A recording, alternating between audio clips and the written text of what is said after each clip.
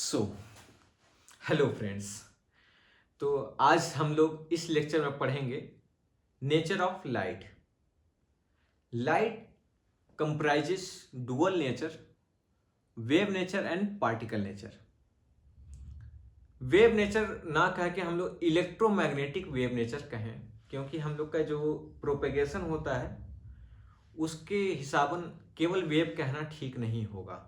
ठीक है, हम लोग डुअल नेचर में इलेक्ट्रोमैग्नेटिक जो वेव नेचर है इसको पढ़ने जा रहे हैं। जो इलेक्ट्रोमैग्नेटिक वेव नेचर है इसके थ्रू कई सारे फिनोमिना को एक्सप्लेन किया गया है, जिसमें पहला फिनोमिना है रेक्टिलिनियर प्रोपेगेशन ऑफ लाइट, यानी कि लाइट एक सीधी रेखा में चलती है।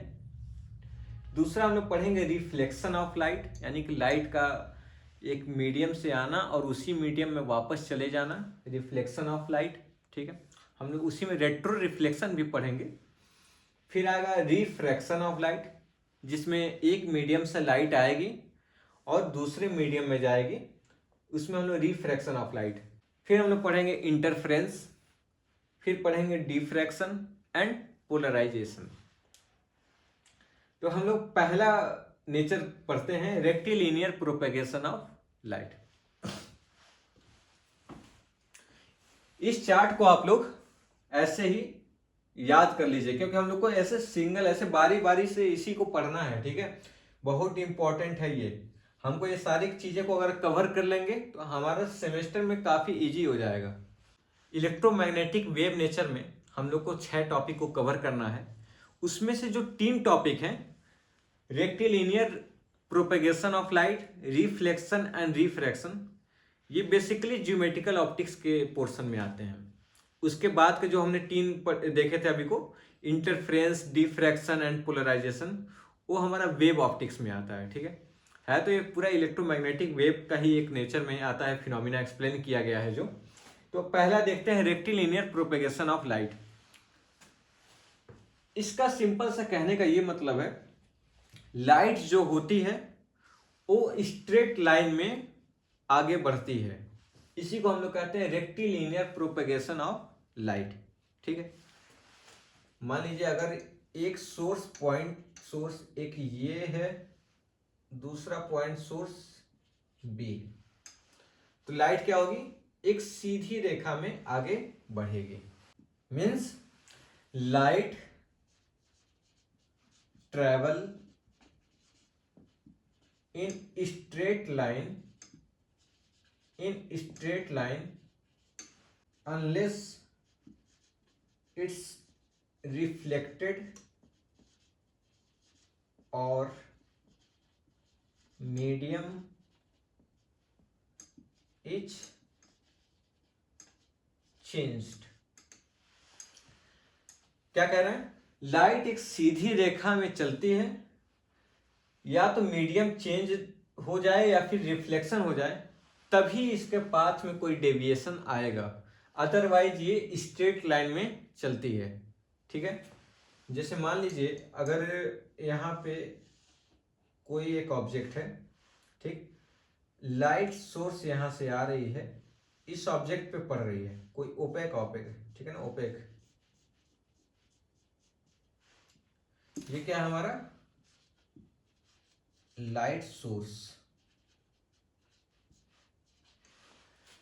अगर लाइट ये सीधी रेखा में चल रही है तभी यहां पे इसका हमको एक शैडो दिखता है। अगर ये लाइट सीधी रेखा में नहीं चलती तो शैडो ना दिखकर लाइट यहां आई है, यहां से बेंट हो जानी चाहिए थी, तो बेंट नहीं ना हो रहा है। बेंट होने की जगह लाइट यहां पे आपका एक शैडो फॉर्म कर रहा है इसी ऑब्जेक्ट का, यानी कि लाइट एक स्ट्रेट लाइन में चल रही है। ठीक है, बीच में कोई भी एक ऑब्स्टिकल आया तो उसने उसका शैडो बना दिया। एक दूसरा एग्जांपल ले लेते हैं कि एक अंधेरा कमरा है जिसमें एक रोशनदान लगा है जिससे लाइट आ रही है बाहर से।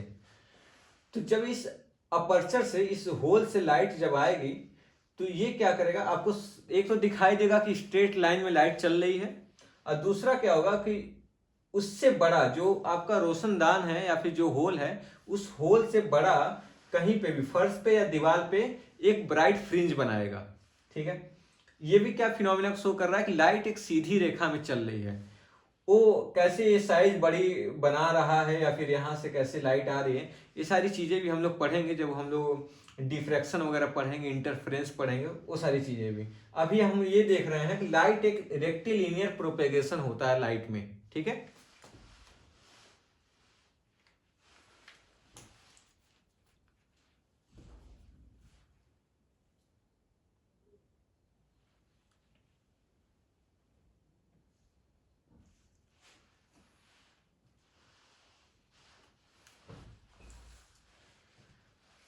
एक हम लोग छोटा सा प्रिंसिपल पढ़ते हैं, फर्मेट प्रिंसिपल। फर्मेट का प्रिंसिपल क्या कहता है?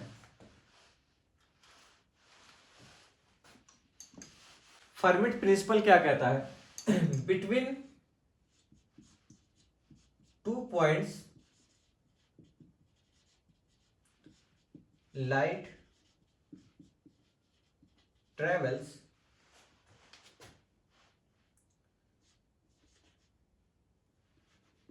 in such a way that requires least time।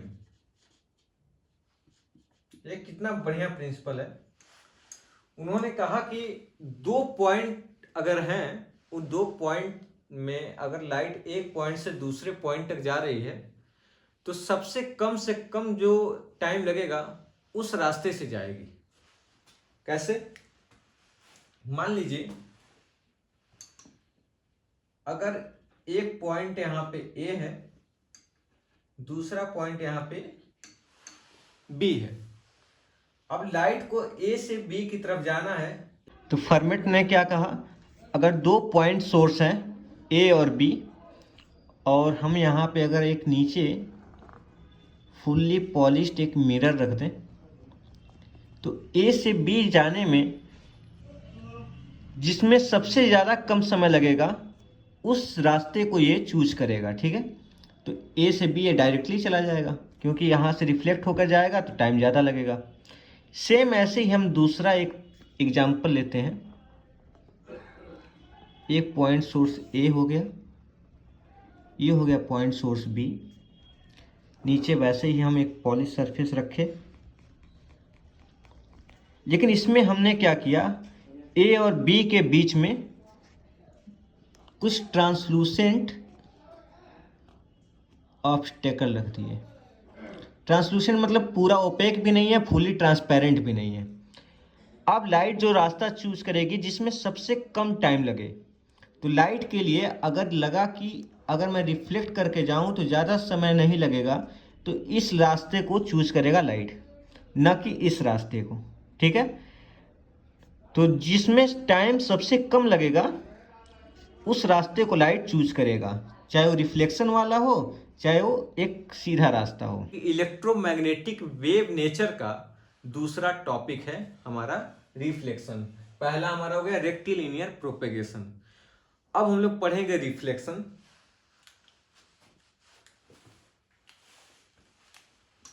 Second phenomena explain by electromagnetic wave nature of light is reflection. ठीक है, रिफ्लेक्शन में हम लोग क्या पढ़ेंगे, इसको रिफ्लेक्शन होता क्या है, हम लोग इसका डिफिनेशन देखेंगे, टाइप्स देखेंगे, स्पेकुलर रिफ्लेक्शन क्या है, फिर हमारा डिफ्यूज रिफ्लेक्शन क्या है, लॉज ऑफ रिफ्लेक्शन पढ़ेंगे। उसके बाद हम लोग इसमें मिरर पढ़ेंगे। मिरर में हम लोग का स्फेरिकल मिरर है, फिर आपका उसमें कॉन्वेक्स, कॉनकेव, ये सारे हम लोग मिरर पढ़ेंगे। इमेज फॉर्मेशन पढ़ेंगे मिरर के थ्रू। ठीक है, image formation through concave mirror, इन सारी चीज़ों को कवर करेंगे। हम लोग लॉज पढ़ेंगे तो उस लॉज का डेरिवेशन भी पढ़ेंगे कि इस लॉ को कैसे डिराइव किया गया है। ठीक है, इसी में एक और चीज़ हम लोग पढ़ेंगे, हाइजेंस का प्रिंसिपल पढ़ेंगे। ठीक है, हाइजेंस प्रिंसिपल के थ्रू हम लोग उस लॉज को डिराइव भी करेंगे। बस इतना क्लियर रखिएगा। तो इस टॉपिक को मिस नहीं करना है, तो अगले वीडियो में इसको देखिएगा। ठीक है।